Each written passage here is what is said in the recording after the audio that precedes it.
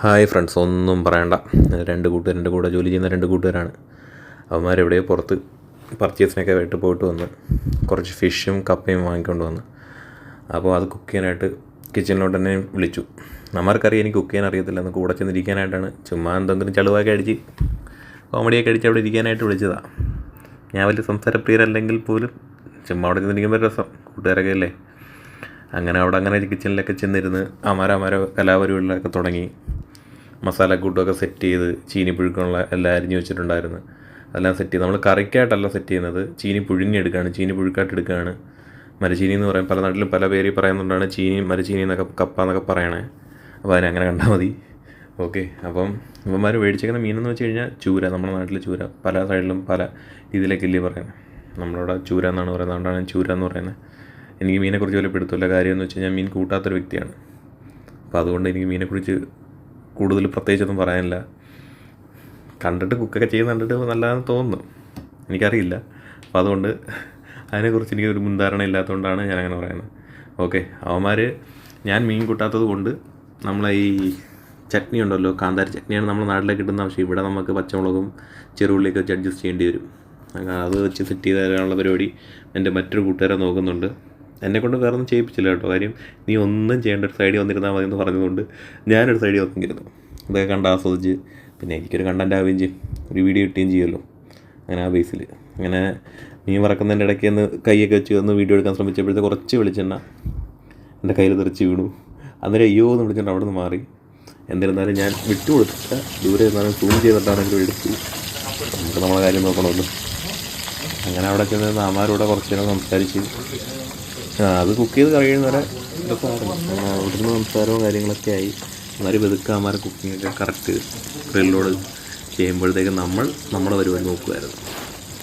അങ്ങനെ ഒന്നും പറയേണ്ട കാര്യം, ഒന്നും അറിയാതെ പകച്ച് നിൽക്കുന്ന ഒരു അവസ്ഥയൊക്കെ ഉണ്ടല്ലോ, ആ അവസ്ഥയിലായിരുന്നു. കാര്യം കുക്കിംഗ് എന്ന് വെച്ചാൽ ഭയങ്കര സംഭവമാണല്ലോ. കാര്യം അതൊരു കല തന്നെയാണ്.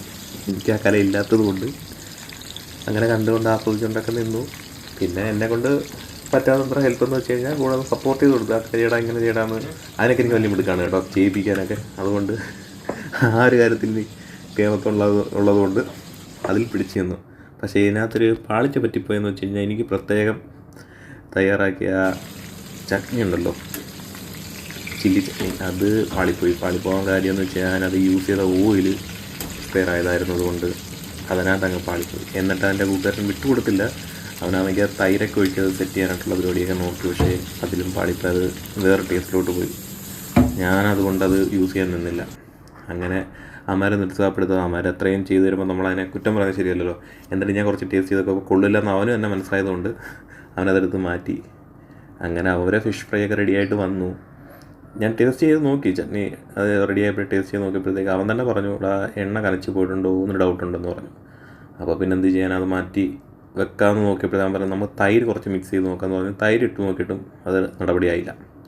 അപ്പോൾ പിന്നെ വേറെ മാർഗ്ഗമില്ലാത്തത് കൊണ്ട് ഞാൻ പറഞ്ഞു വേറെ ഒന്നും ചെയ്യാൻ നിൽക്കണ്ട, വേറെ എന്തെങ്കിലും കറി നോക്കണമെന്ന് വെച്ചാൽ വേണ്ടാന്ന് പറഞ്ഞു. പുറത്തുനിന്ന് വേണമെങ്കിൽ ഓർഡർ ആക്കാമെന്ന് വരെ പറഞ്ഞു. ഞാൻ പറഞ്ഞു വേണ്ടാന്ന് പറഞ്ഞു. അങ്ങനെ പിന്നെ കപ്പ അല്ലാതെ തന്നെ കഴിച്ചു. എനിക്കല്ലാതെ കഴിക്കുന്ന ഇഷ്ടം. ചൂടോടാകുമ്പോൾ നമുക്ക് കപ്പ കറിയൊന്നും വേണമെന്ന് പോലുമില്ല, അതിൻ്റേതായിട്ടുള്ള ടേസ്റ്റ് ഉണ്ട്.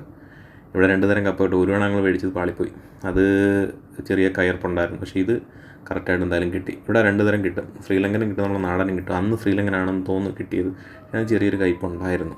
പക്ഷേ ഇന്ന് നമ്മളെ നാടനാണ് കിട്ടിയത്, എന്തായാലും കുഴപ്പമില്ലായിരുന്നു.